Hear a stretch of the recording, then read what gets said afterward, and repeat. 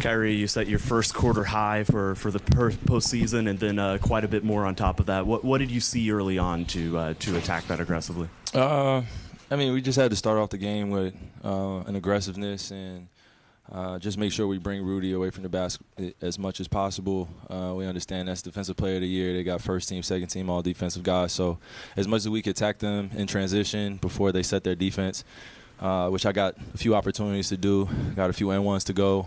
So I was feeling good in the first quarter and just settling, where we are in this Western Conference Finals. A lot of anxiety, some nerves. I've been here before, so a little bit more poise on my end, just being able to start the game with the confidence and that aggression, It seemed like they were really working to take away threes, especially, you guys took 4 corner threes. It's vastly different than what you guys just saw against Oklahoma City. How would you describe kind of the differences of what you're seeing on the offensive end? They got guys that can cover up a lot of space and do a lot of little things that don't show up in the stat sheet. They contest a lot of shots, and their rotations are pretty quick. So we know we're going against a high-powered offense, but also a high-powered defense, and that's what leads to a lot of their runouts is a lot of turnovers or a lot of live ball turnovers and getting opportunity to score on us before we set our defense. We're a good defensive team as well, so seeing a lot of chess matches out there, and as long as the team that gets the most stops, gets the offensive rebounds, gets a lot of 50-50 basketballs, does those things, then they'll win. Kyrie, you talked about having experience at this stage, but it's been a few years for you.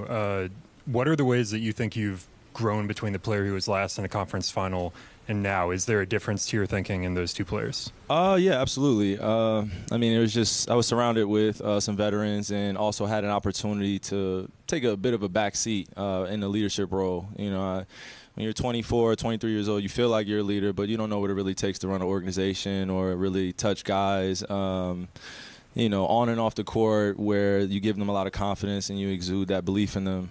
So I've just been learning, reading a lot, failing a lot, and also dealing with the heavy criticism while also being able to be back on this stage and not take it for granted. These moments that I look back on my career where I've taken some pretty, tough losses. I've been able to respond, but haven't been able to get back over that hump, getting past the first round or the second round. So, just being truthful about where I am as a player, and then also knowing that I got to support my guys as best I can. And, it's just a new chapter in my life. I was a young man, and I think that, people were holding on to my words and things and actions that I did then. But I think now, being 32 years old, I've crossed over that mountain a little bit and been able to figure out that basketball is it's a sport I was meant to play. And in order to do that, I got to make other guys better, too. I can't just be out there scoring and worrying about me. Speaking of being better, Kyrie, Jason said that you guys did not play very well tonight and found a way to win. Is there a benefit to that? Can that be something that benefits you going forward, knowing that you don't have to necessarily play your best game and you can still get it done and find a way to win here? Yeah, I think J-Kid's right. We didn't play our best game. We had moments throughout the game where we looked a little lackadaisical energy-wise in terms of our rotations, and they got in transition and they hit some big threes that we wanted to take away from them. So we have some correctables. We have some things that we can talk about tomorrow. But the object of this series is to get as many wins as possible, first to 4, while also respecting your opponent, understanding that they're going to give you their best shot in game 2. So we did something great tonight, but we didn't win the series, and we understand that. And we know that they're going to be highly motivated to beat us next game as they were tonight. But it just wasn't their night. It was ours, and we got to continue to do the little things that got us this win tonight. You obviously were rolling in the first half. It was kind of Luka's turn there in the fourth quarter. What did you see from him down the stretch there, and why do you think he was able to get in that kind of rhythm? I felt like Luka stayed positive, and at times when he reacted to turnovers or passes that didn't go in, didn't convert to baskets for us. I was just reminding him just to keep his head up and realize where we are in the magnitude of this. A lot of guys look to him for emotional stability and emotional strength. We know he's one of the best scorers of all time, really. Now, he's proven it, and when he's going out there and not necessarily playing well offensively in the first half, I know in the second half he's going to be aggressive. And I think we've been able to figure out that 1-2 punch of just playing the point guard role, playing that main scorer's role, and just not lacking in other areas in the basketball game. He can do other things, and I can do other things other than scoring. So when it's his time to score, it's my time to play defense and get up in my guy and contest shots and continue to do the little things that get us wins. And you've talked about Ant as being one of those kids with no fear. Yeah. He's on TNT after Game 7 talking about, I got Kyrie. Yeah. What did you think of that matchup and kind of that game within the game? Yeah, no, as a peer, man, I love that. I love it, man. It's nothing better.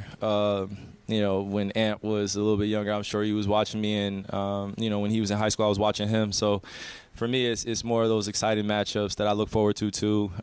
Right after the game, it was funny because he said it right then and there, and I think the whole world was looking like, okay, you better know what you're talking about, Ant. And I respect that, and that no fear mentality that he has is why I love him as a competitor and why I love him as a person. But when we're on that court, I know he's going to give his all. I'm going to give him my all. And at the end of the game, it's all love. And we're in between those lines. He knows what it is, and I know what it is.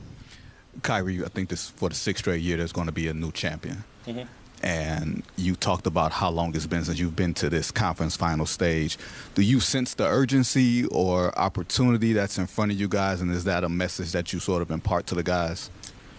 I just talk about not taking things for granted and also understanding the moment that we're in. Again, I've been to the mountaintop. I've succeeded and I've also failed. So I look at this moment as an opportunity to help other guys really settle in and be aware of what comes with this. There's a lot of maturity that comes with this. There's a lot of awareness of strategy.